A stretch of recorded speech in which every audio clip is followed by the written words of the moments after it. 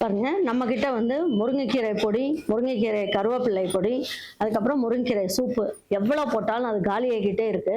இப்பதான் போன வாரம் உங்ககிட்ட நான் காமிச்சேன். எவ்வளோ முருங்கைக்கீரை வாங்கிட்டு வந்திருக்கோம்.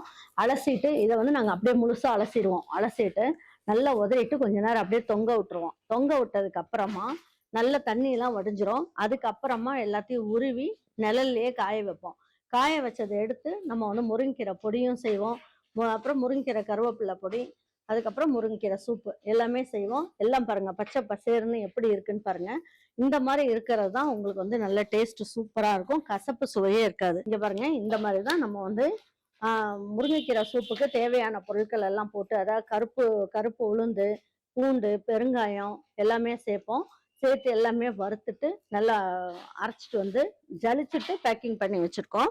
அதுக்கப்புறம் பாத்தீங்கன்னா முருங்கைக்கீரை சூப்பு பொடி, அதுக்கப்புறம் முருங்கைக்கீரை சாத இட்லி பொடி அதுவுமே நம்ம கிட்ட இருக்கு. இது வந்து இட்லி தோசைக்கும் வச்சுக்கலாம், அதுக்கப்புறம் சாதத்துக்கும் வச்சுக்கலாம். ஒரு சிலர் கேட்பாங்க, அம்மா முருங்கைக்கீரை மட்டுமே போட்டு கொடுங்கன்றவங்களுக்கு முருங்கைக்கீரை இட்லி சாதப்பொடி இருக்கு. அம்மா முருங்கைக்கீரையும் கருவேப்பிள்ளையும் போட்டு கொடுங்க அப்படின்றவங்களுக்கு முருங்கைக்கீரை சாத இட்லி பொடி, முருங்கைக்கீரையும் கருவேப்பிள்ளையும் போட்டு இட்லி சாத பொடி இருக்கு நம்ம கிட்ட. அப்புறம் முருங்கைக்கீரை சூப்பு ரொம்ப நல்லா இருக்கும்.